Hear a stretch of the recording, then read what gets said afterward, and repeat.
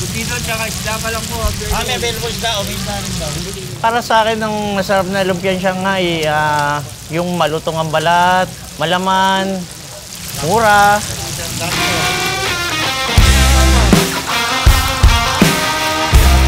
Kung gusto niyo po ng lumpia, hindi niyo na po kailangan maghantay ng handaan, birthday, kasal. Dito lang po, punta lang po kayo sa tindahan ko, makakain na po kayo ng lumpiang Shanghai. Kahit araw-arawin niyo pa po.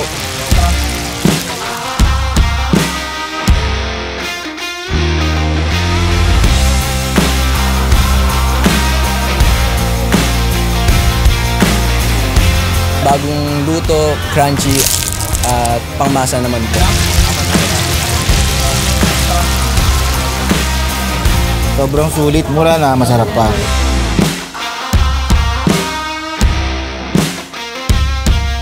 Kaya po napansin to ng mga vlogger kasi pumipila ng tao, dinudumog na siya bago pa man siya ma-vlog. Oo, nagulat nga ako kasi ang dami na ng tao. Masarap kasi talaga, kuya. Kami lang po yata ang may tinda ng ganitong lumpiaan. Oo, hindi siya nakakaumay talaga.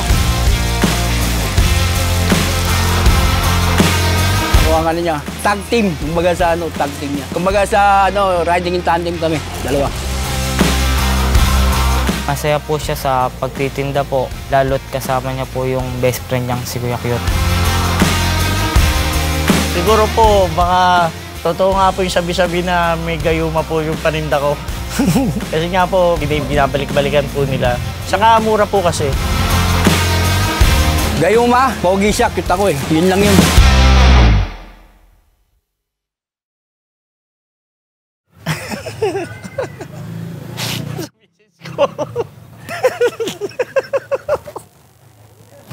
Parang ngayon dito, Loy.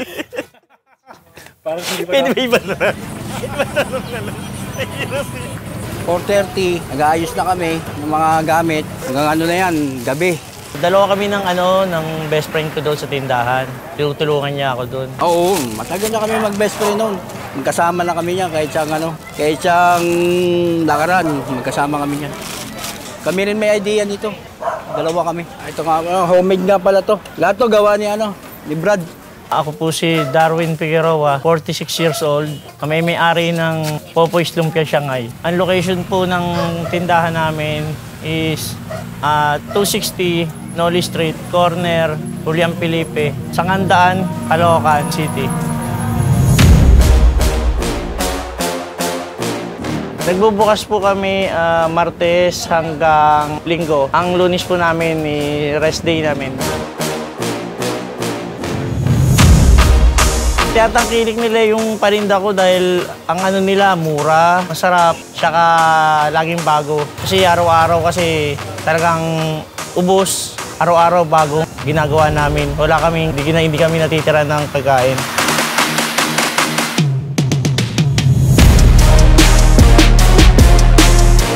Ang pagluluto talagang yan talaga yung hobby ko talaga. Talagang naano siya talaga sa akin. Talagang gusto ko mag-imbento ng mga pagkain. Iba't ibang pagkain. Nilabas ko yung Lumpiang Shanghai ko nung 2021, November. Sa ngayon po parang kami lang po yata ang may tinda ng ganitong lumpiaan. Ang tinda namin puro lumpia na 6 na flavor.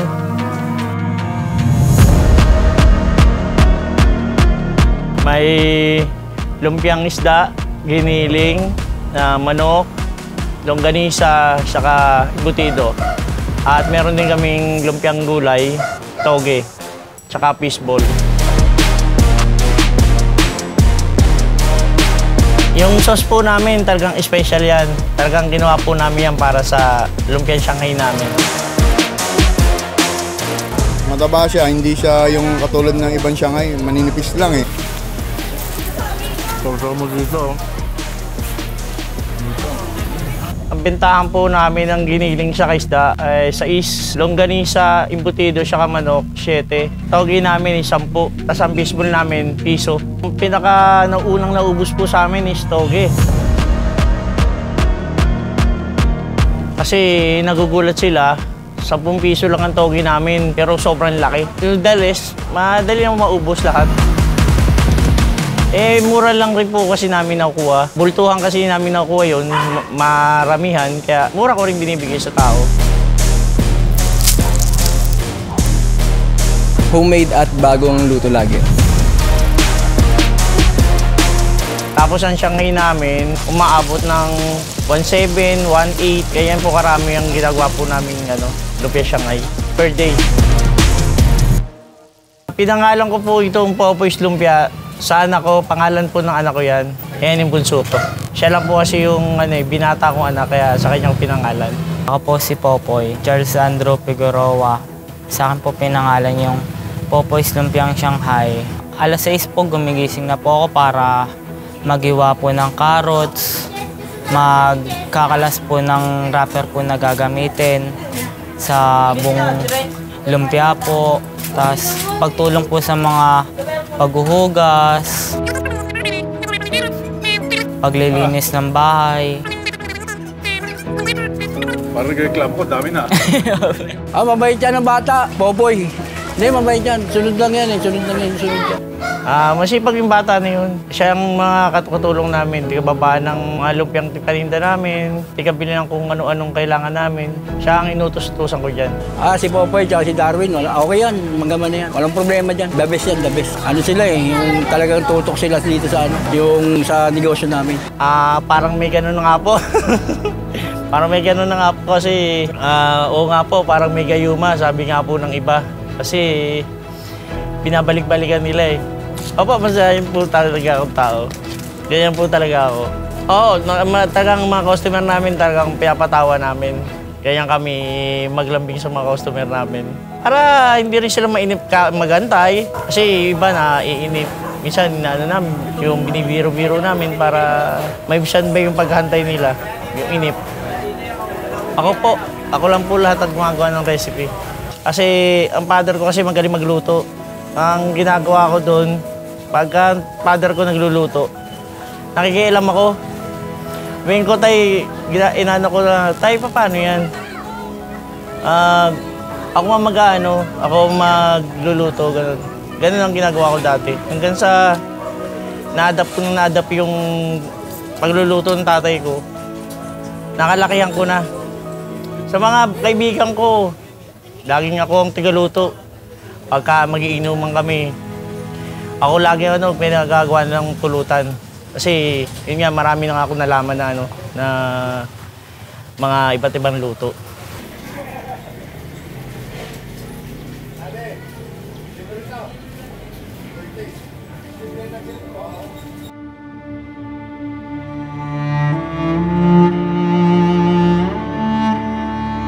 Kasi dati hindi naman ganito tinda namin Sinanggang tinda namin, almusal. Kapag maga. Ang problema, nagkaroon ng pandemic. Dati nga bago nga yung lumpia na yan, ang tinda ko talaga, bago mag-pandemic, almusal. Nagkaroon ako ng 2 branch ng almusalan. Kaya lang nag-pandemic, nagkaroon ng mga lockdown. Napilitan ako isara kasi lockdown nga, bawal lumabas. Hihinto ko.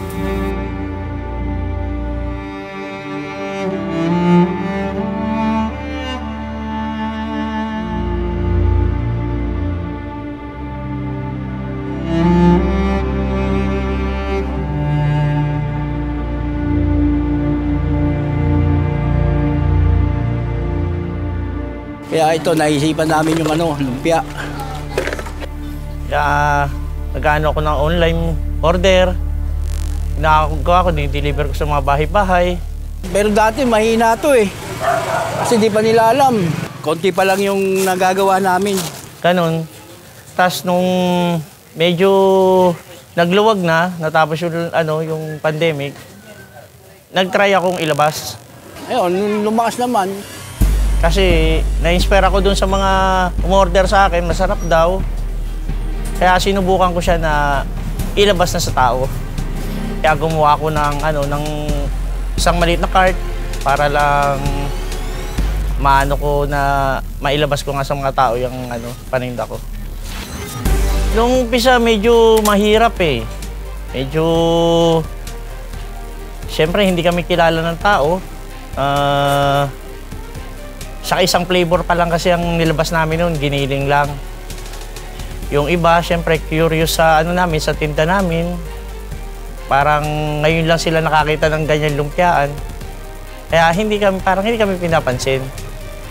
Pero may iba naman, medyo may ibang nakakabili. Bumabalik-balik, gano'n. Doon na kami nagkaroon ng lumakas. Dagdagan yung paninda namin. Tuwan-tuwa nga kami nung marami na talagang nagpupunta. Hindi na nga namin mabigyan yung iba eh. Sobrang dami. Mayroon po kami diyan mga regular customer na halos araw-araw po bumibili talaga. Kaming mga taga dito, binabalik-balikan talaga yung lumpiang Shanghai. Dahil bukod sa quality ang food, abot kaya din ang presyo. Tuwing dadaan kami ng mga tropa dito, hindi pwedeng hindi kami mapabili ng lumpiang Shanghai dito. Dahil meron ditong iba't ibang klase ng mga flavors, affordable para sa mga tropa namin. Marami po kami diyang ganyang mga regular customer. Kailangan magsipag kasi hindi rin naman kasi ako pwedeng mapagod. Maraming bayarin. Kailangan tulungan lang talaga. Andyan yung kupa ng bahay, kuryente, tubig, saka may pinag-aaral pa ako, si Popoy. Masaya ako sa ginagawa ko eh. Kami nagtutulungan naman eh, kaya ito, masaya, maganda.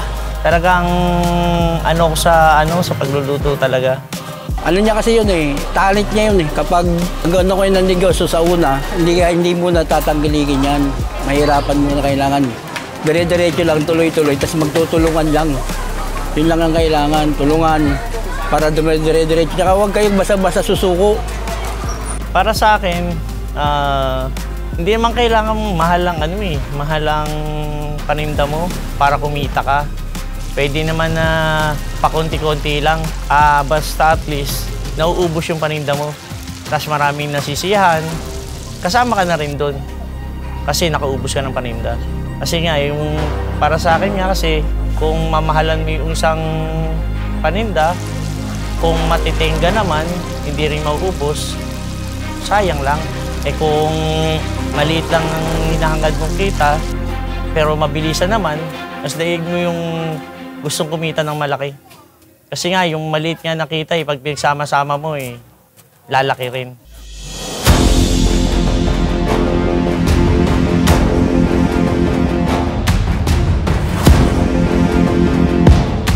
Opo, masaya po. Kasi di na po kagaya ng una po na desperado po kami na makakuha ng customer na may time pong kami po yung humila sa kanila para matikman po yung tinitinda naming Shanghai. Tas ngayon po kahit papano, marami na pong tao na pumipila na tinatangkilik po yung tinitinda po namin na Shanghai po.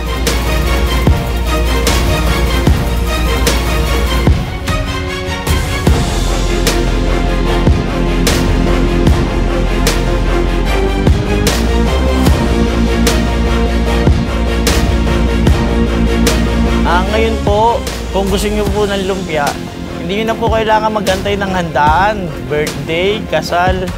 Dito lang po, punta lang po kayo sa tindahan ko, makakain na po kayo ng lumpia Shanghai. Kahit araw-arawin niyo pa po.